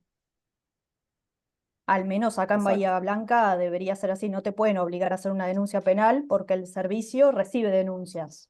No es una denuncia penal, pero obviamente es una demanda de trabajo, de arrancar a trabajar. Sí, sí, y esto de usar Tal el cual. servicio local como un espacio de consulta y un espacio de diálogo y de trabajo en equipo, ¿no? Porque esto también se puede hacer, como decíamos, en muchos casos está compuesto por un equipo interdisciplinario y uno como profesional puede acercarse a decir, bueno, estoy en esta situación, estoy con ciertas dudas, Exactamente. cuál es el camino que podemos tomar, y generar ese trabajo y ese diálogo en equipo, e ir resolviendo las situaciones en ese momento, o ir resolviendo el camino a seguir. Sí, porque además a veces se tratan de situaciones de malos tratos, si se quiere, que quizás con un trabajo interdisciplinario del servicio se pueden modificar y no es necesaria una denuncia penal a una familia con la que estamos trabajando, que ya sería otra instancia, ¿no? Entonces el servicio local también está para recibir esas denuncias y esas inquietudes y poder trabajarlas. Claro. También agregar que, digo, desde el colegio, en caso de que alguno de ustedes, cuando quieran hacer esa denuncia en el servicio local, les respondan con esto que contaba la colega, de no, primero tenés que hacer la denuncia penal. Bueno, el colegio puede hacer un aporte ahí. Se puede informar al colegio, el colegio puede tener un diálogo institucional con el servicio local, muy ameno, e ir incrementando el nivel de seriedad a medida que se vaya viendo que se resuelve el problema o que no se resuelve. Pero ahí tiene un rol el colegio de psicólogos para jugar y para aportar. Sí. Sí, por Co- ahí perdón, con respecto a no, lo que decía Augusto, nosotros desde el Colegio de Psicólogos y con la coordinación de la Comisión de Niñeces y Adolescencias, estamos participando de la red provincial de consejos locales, que implica, bueno, los 135 municipios y todos los consejos locales, y es una mesa donde participa el Colegio de Psicólogos, abogados, bueno, y todas las instituciones u organismos que trabajan en infancias. Digo, porque Clave, ahí es está. otra herramienta, digamos, con la que podemos contar ante estos casos, ¿no? sí, para ir cerrando, yo iba a plantear esto, ¿no? De la importancia de recuperar el espacio de los colegios profesionales, del colegio de psicólogos de cada distrito, del colegio del Consejo Superior. Había ahí distintas preguntas de dónde quedaba el material, de si podían pasar los abogados sus mails para hacer consultas. Y la idea es que la referencia esté en el colegio de cada distrito. Cada distrito tiene su cuerpo legal y su abogado. Entonces, poder contar con estos espacios como herramientas para el trabajo, ¿no? Para poder consultar, para poder comunicarse, para poder generar un espacio de diálogo. Están las distintas comisiones de trabajo que tiene cada uno de los colegios, de cada distrito y del Consejo Superior. Y me parece que son las instituciones que inicialmente nos cobijan a los matriculados y matriculadas, ¿no? Este conversatorio se parte desde acá, desde esta institución, y la idea es que las puertas están abiertas y que es el espacio, la institución que por naturaleza nos tiene que cobijar, ¿no? Y tener el recurso desde ahí, ¿sí? No sé si alguien quería comentar algo más, si no nos vamos despidiendo. Lo que pediría antes de cerrar es si pueden ponerse todos la cámara para que podamos hacer unas fotos y compartir el, el espacio y el encuentro, donde vamos a ir colgando esto, las imágenes y la grabación. Vamos a construir un material para que esté disponible para todos y para los que no pudieron sumarse, porque fuimos 100 los que participamos y había interés de sumarse más personas, pero bueno, el Zoom era para 100, entonces vamos a tener el material grabado para que los que no pudieron sumarse puedan escucharlo en otras instancias, más asincrónico, digamos. Virginia, me Sí. gustaría, sí, me gustaría comentar algo porque realmente, bueno, la convocatoria fue de muchos colegas, muchas colegas, y bueno, agradecerle a la comisión, por supuesto, y la idea del Consejo Superior es insistir en este tema porque sabemos que es un gran tema que nos preocupa, que nos ocupa y eh, que merece que sigamos, ¿no? Así que la idea de las comisiones justamente es poder derivar todos aquellos campos de problemas que tenemos en el ejercicio de nuestra profesión y a partir justamente de toda esa derivación de temas y de campos de problemas, poder seguir generando estos espacios. Así que les pedimos desde el Consejo Superior, desde la mesa, que a partir de las comisiones distritales puedan también derivar a la comisión provincial bueno, para esto, para que se sigan produciendo este tipo de conversaciones que nos sirvan de apoyo, digamos, ¿no? Y más ante aquellas situaciones tan complejas que se nos pueden presentar. Así que la idea es seguir integrando la comunicación entre las comisiones distritales y las comisiones provinciales. Esa es como una decisión bueno, que queremos seguir afianzando. Así que, bueno, gracias, muchas gracias. Gracias, Viviana. Gracias, Virginia. Gracias, Virginia, y gracias a todos los integrantes de esta comisión por el trabajo que vienen realizando y el compromiso con el ejercicio de la profesión. Bueno, Gracias por queda la invitación. agradecer a Javier, a Augusto, Mariano, Rocío, Celeste, que se sumaron de muy buena gana y con mucho compromiso a este espacio y a esta propuesta. Sinceramente muy agradecidas. Gracias. Gracias a ustedes. Gracias a ustedes, gracias por la Gracias. invitación, por el Gracias. espacio. Un gusto. Gracias por la invitación. Estamos a disposición. Gracias.